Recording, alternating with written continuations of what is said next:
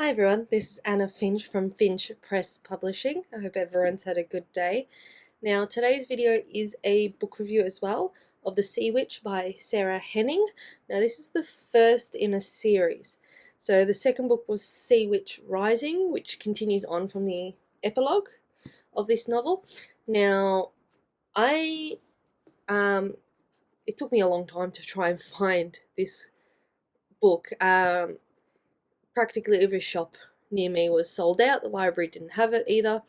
Found it while I was on my holiday.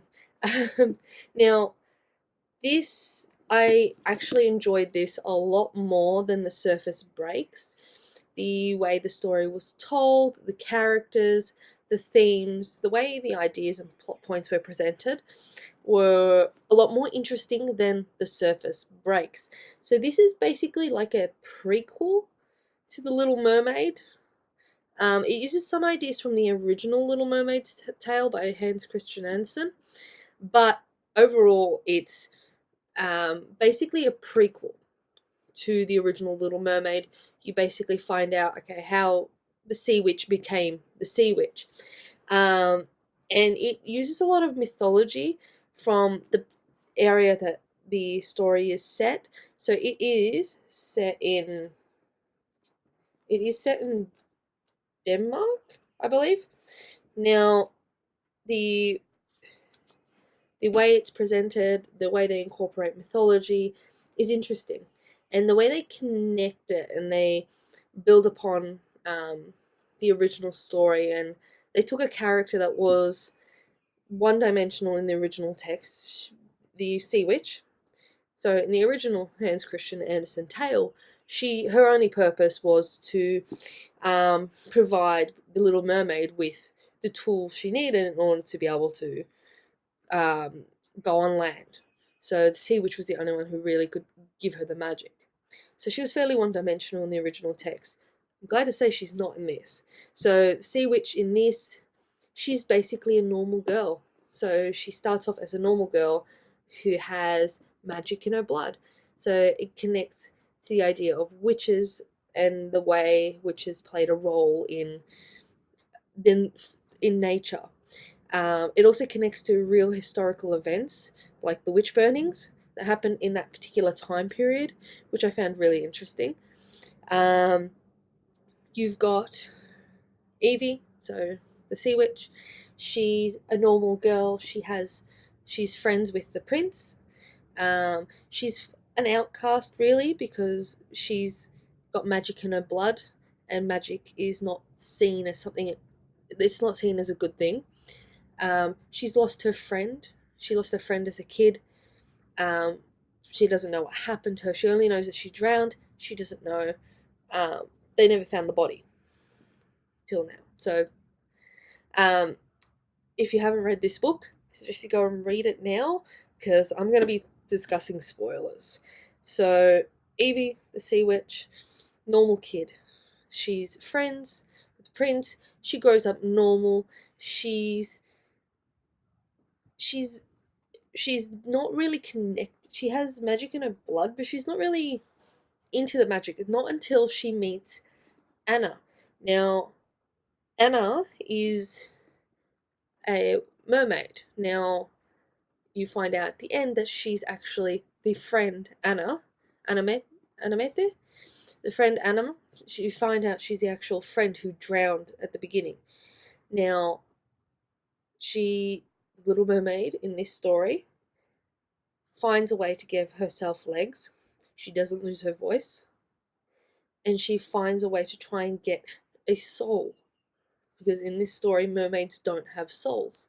Like in the original text, mermaids don't have souls, so when they die they turn to sea foam.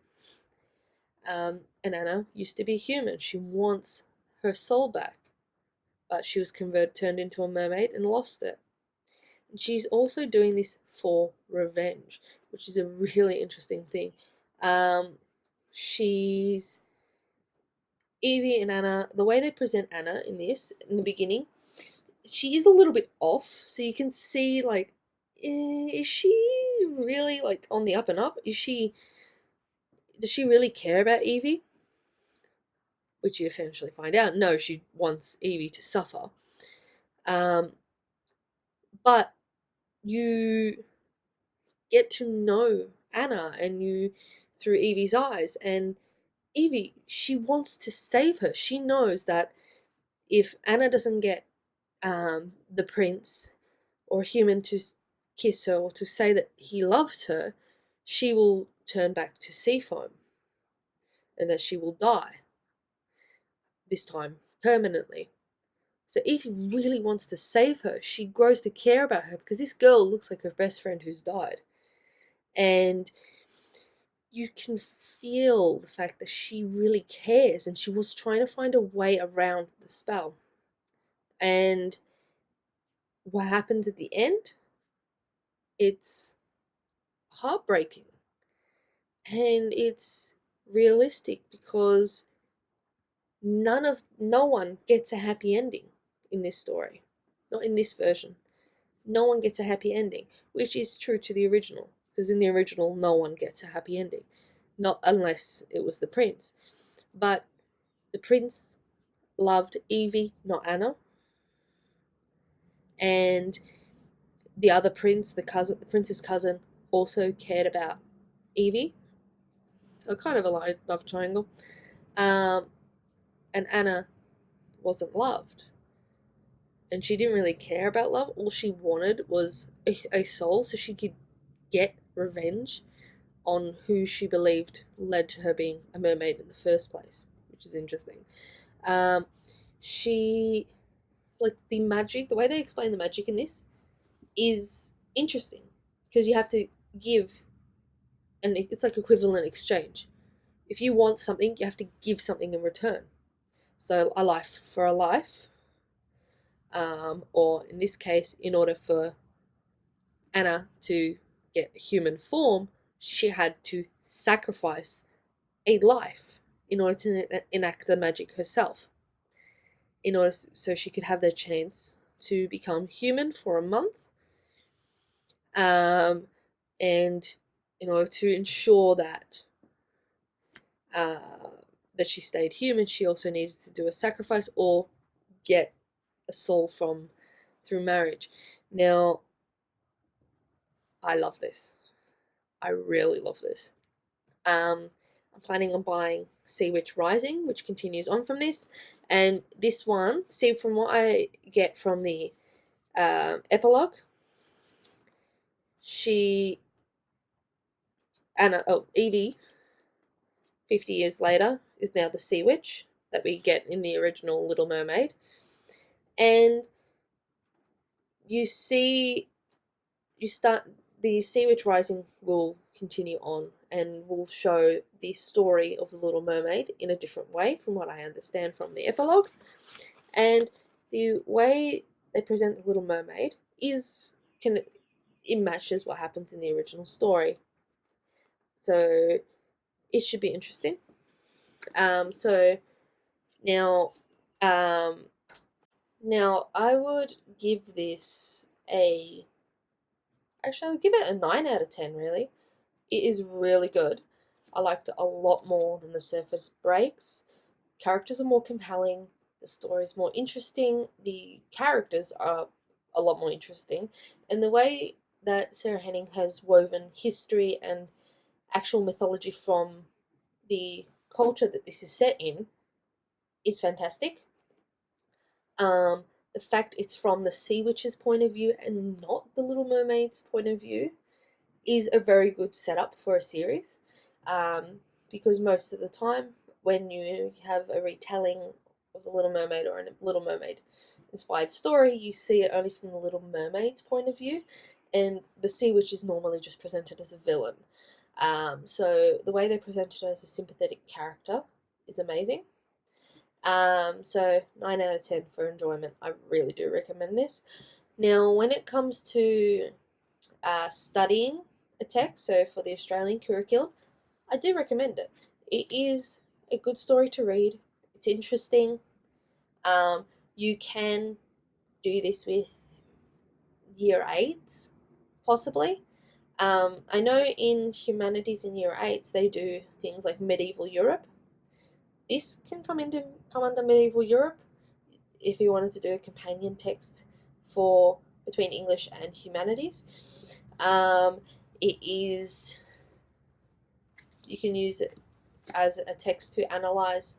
You can use it as a text in the upper levels to analyze with other literary theories like feminism or communism, whatever.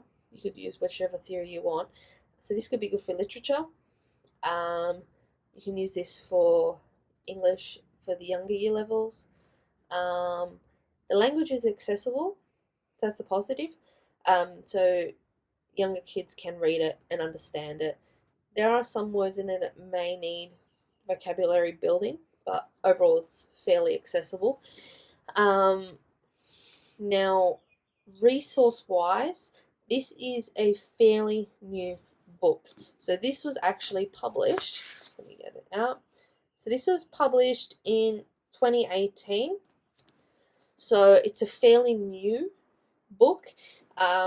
There may be some chapter summaries, I'm not sure. So resources for this to teach it in the classroom would be very minimal. A lot of it would have to be made by the teacher or the school. So resource-wise, if you have students with lower levels who rely heavily on things like chapter summaries, theme analysis, and things from Spark Notes or Lit Charts or whatever, then this is probably not the best book for that particular group of students because there's not much when it comes to resources. So for a text for the curriculum, I would probably give it a 4 out of 10. It's a good book. You can teach it in many year levels, but there's not many resources. That's why I didn't give it a higher score. That's it from me. Hope you enjoyed it. If you did, press the like button down below. There's also the subscribe button if you want to be notified of when I upload. I try to upload at least twice a week. I'm currently teaching, so my schedule for uploading may change because of that. Anyway, see you next week.